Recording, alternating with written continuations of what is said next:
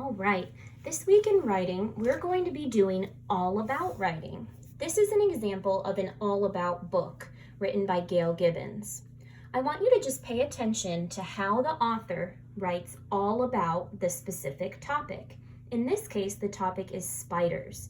So pay attention to how Gail Gibbons tells us all about spiders. When you write your all about books, you can use this as a template if you'd like.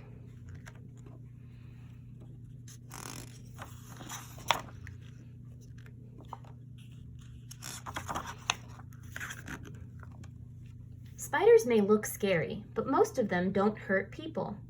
There are about 30,000 different kinds of spiders.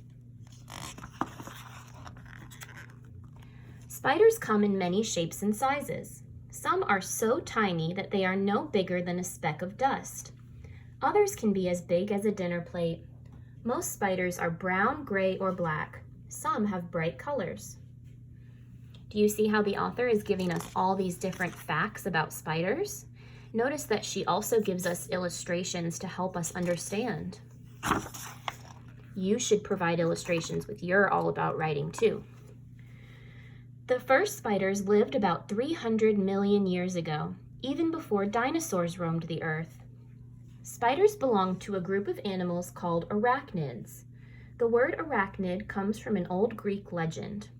Once there was a woman named Arachne who was angry when she lost a weaving contest against the goddess Athena. When Arachne died, Athena turned Arachne's body into a spider so she could weave forever. A spider's body. Do you all recognize this? This is a nonfiction text feature called a diagram. Diagrams are very helpful in all about writing because they allow us to see what an item looks like, and the labels give us specific information about those items. I'm not going to read all of the names because they're kind of difficult to pronounce, but I'm going to read most of the page. It says a spider's body has two parts, the abdomen and the cephalothorax. Cephalothorax means head, chest. So this is the abdomen, this is the cephalothorax. Most spiders have 8 eyes.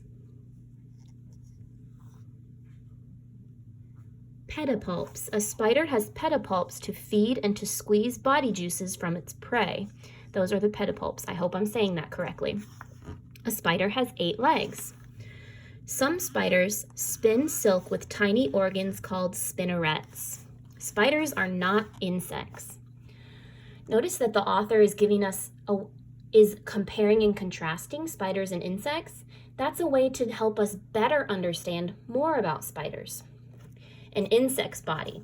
Most insects have 2 big eyes, often with 3 smaller eyes between them. Many insects have wings. Thorax, head, antenna. An insect antenna is for touch and smell. An insect has 6 legs. Abdomen. An insect's body has 3 parts, the head, the thorax, and the abdomen. Their bodies are different from insects in many ways. So I could spend a lot of time looking at this, comparing and contrasting a spider's body with an insect's body, but we're going to be doing that next week. So I'm going to skip that for now. A male spider is smaller than a female spider. When a male spider finds a mate, he must be careful. If the female spider is hungry, she might eat him. Some male spiders do a dance or bring an insect to attract a female. A mother spider lays her eggs and encloses them in strong silk egg sacs. Some spiders lay a few eggs, others lay thousands. After a number of weeks, the baby spiders creep out of the silk sac. Spider babies are called spiderlings. Here's another diagram. This is the egg sac, and then these are the spiderlings that hatched. Ballooning, streamer. Most spider mothers don't stay with their babies. Some spiderlings care for themselves as soon as they are born. They run up to the highest place they can find. The spiderlings spin out long streamers of silk. A breeze lifts them and carries them to their new homes. This way of travel is called ballooning. Exoskeleton, molting. Look at all these diagrams. All About books usually have a lot of diagrams to help us understand. As a spiderling grows, its hard outer skin, called an exoskeleton, becomes tight. The skin cracks open along its back. The spider sheds it by climbing out. This is called molting. Most spiders molt 5 to 10 times. Some spiders are web weavers. They spin webs to catch their food. There are spiders that weave tangled webs. The spider spins a tangled mass of silk. When an insect is trapped, the spider runs out to get it. Tangled web and a house spider.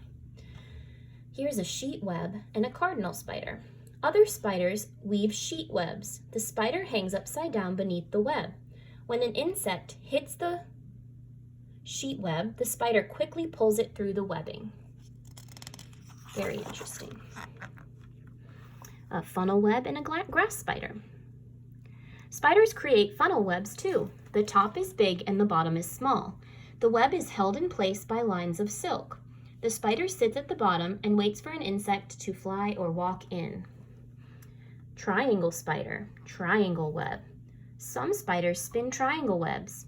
A triangle web is fastened at 3 points. The web's bands of dry and sticky silk trap insects. Look at all these examples that the author is giving us. I really understand more about spiders after reading this. So I'll read down here first. The orb weaving spider spins a pattern of many circles. First, the spider spins a few lines of silk to hold up the web. Then it adds lines of silk that look like the spokes of a wheel. Around and around the spider goes, adding a sticky coil to the spokes. Next, the spider waits for its meal in the center of the web, or it waits nearby. When an insect lands on the web shakes. Instantly, the spider pounces. It traps the insect in silk. Then it stuns the insect with its poisoning fangs. So this is an orb web.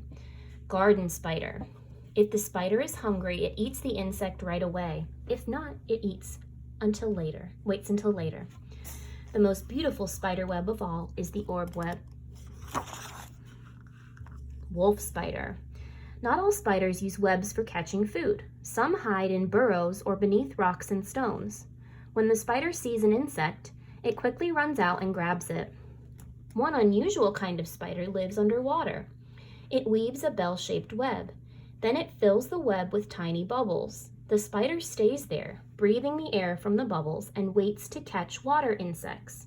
Water spider. Another type of spider digs a tunnel and lines it with silk. To protect itself, it makes a hinged trapdoor from dirt and silk to cover the tunnel. When the spider is hungry, it opens the door a bit. If an insect comes close, the spider scurries out to catch it. That's the trapdoor spider. This is a crab spider. Some spiders hide on or inside flowers. One spider even changes color from yellow to white to match the color of the flower. When an insect lands, the spider snatches it. Wow. Black widow spider. Some spiders are dangerous. One of them is the black widow spider. The black widow spider bites only when its web is disturbed or it is in danger. The poison of a black widow spider can kill a person. Tarantula. The biggest spider of all is the tarantula. When its legs are stretched out, it can measure about 10 inches wide. It is very hairy. Tarantulas that live in the United States are not poisonous to people. That's good. I want to stay away from all of these spiders. Spiders have enemies. Some insects, like spider wasps, hunt and eat spiders. Toads, frogs, and some birds like to eat spiders too. Most spiders live for about 1 year. Some live much longer. Female tarantulas sometimes live to be 25 years old. Most people don't like spiders because they are afraid of them. But spiders help us. They play an important role by eating many insects that are harmful to crops and people. Spiders can be interesting to watch. Scientists are still discovering new kinds of spiders and learning more about them.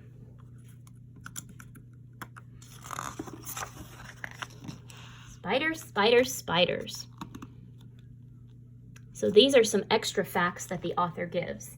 I don't want to make this video too long because I won't be able to upload it to YouTube, but I hope that you enjoyed reading this all about book, and I hope that when you're writing your all about texts, you'll model it after this one because this is a really great all about book.